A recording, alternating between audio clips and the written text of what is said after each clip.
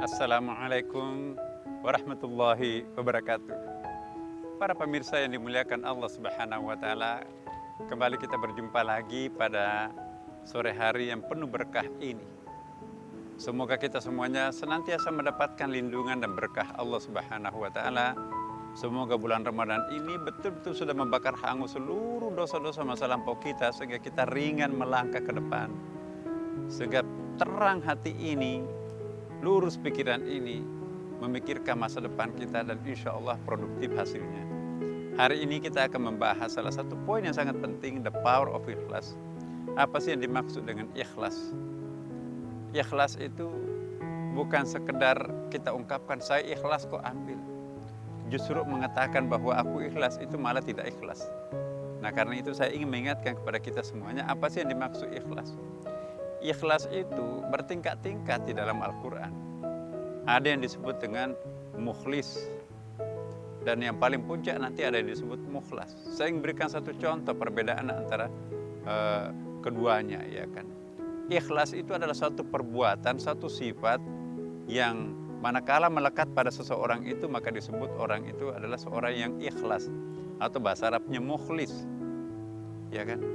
Contohnya orang mukhlis itu tanpa pamrih dia memberikan sumbangan terhadap orang, institusi seperti masjid, pesantren dengan tulus. Dia senang berbagi kepada orang-orang yang membutuhkannya tanpa pernah meminta harapan apapun juga. Ya, masih kalau ada pamrihnya, maka itu sendiri juga belum masuk kategori ikhlas. Apa perbedaan antara mukhlis dengan mukhlas? Ya, kalau kita masih mengingat perbuatan yang kita lakukan, kalau kita masih sadar bahwa apa yang saya lakukan ini adalah perbuatan baik, dan masih terngiang di dalam benak kita, aku ikhlas kok. Akhirnya mungkin 1 tahun ikhlas, 2 tahun ikhlas, tapi 5 tahun mungkin juga 15 tahun akan datang, bocor keikhlasannya. Kalau bukan saya yang kasih beasiswa, nggak bakalan dia jadi camat itu. Kalau bukan saya yang sekolahkan, gak bakalan jadi bupati itu. Siapa sih yang nyekolahkan dia? Aku. Orang tuanya sudah yatim kok pada waktu itu. Gak ada apa-apanya anak itu. Masa minta tolong dibikinkan KTP saja gak mau. Gak tahu malu, gak tahu diri. Itu bocor keikhlasannya. Mengungkit kebaikan masa lampau itu pertanda perbuatan yang tidak ikhlas. Nah, orang yang ikhlas betul-betul jangan pernah mengungkapkan seluruh prestasi kita di masa lampau. Biarlah Allah yang tahu, tidak perlu kita declare kepada orang. Selama kita masih bangga pada saat dipuji orang, itu pertanda cacatnya sebuah keikhlasan. Wah, hebat ya, membantu pesantren. Ya, itu memang ada maunya, ada pamrihnya, itu bukan mukhlis sebetulnya. Mas, coba diumumkan lagi, tadi waktu diumumkan itu belum banyak orang yang datang loh. Terpaksa diulangi lagi. Pak Haji X misalnya nyumbang 5.000 rupiah. Iya, diulang-ulangin biar orang tahu bahwa aku nyumbang loh. Nah, Pak, ini besok ini saya ada pemilihan legislatif atau eksekutif. Aku bantu karpet loh ya. Ternyata nggak terpilih di tempat itu, dia gulung karpetnya, diambil lagi. Itu bukan contoh yang ikhlas. Jadi para pemirsa, mari kita menciptakan suatu kualitas keikhlasan yang betul-betul sejati. Mukhlas ialah, ya, mukhlas ialah, perhatikan Pak, ya, orang melupakan kebaikannya. Dia menganggap kebaikan itu adalah habitnya. Apa itu habit ya? Karakternya.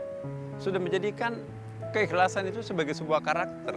Otomatis bekerja pada dirinya sendiri, sehingga tidak perlu aku sampaikan kemana-mana. Apabila ia dipuji, sedih, ya Allah, ampuni aku, dia salah alamat memuji. Mestinya dipuji itu hanya Engkau, bukankah prestasi ini dari Engkau? Jadi kalau ada orang yang menikmati pujian, itu pertanda belum sampai ke tingkat mukhlas, belum bebas iblis.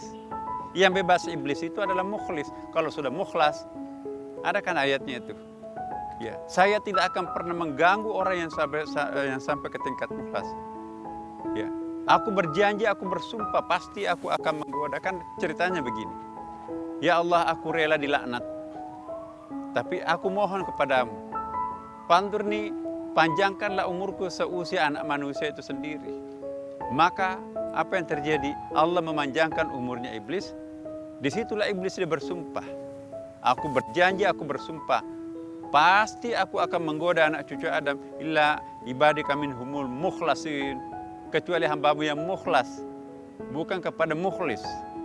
Jadi kalau mukhlis belum bebas iblis, tapi kalau sudah mukhlas itu bebas iblis.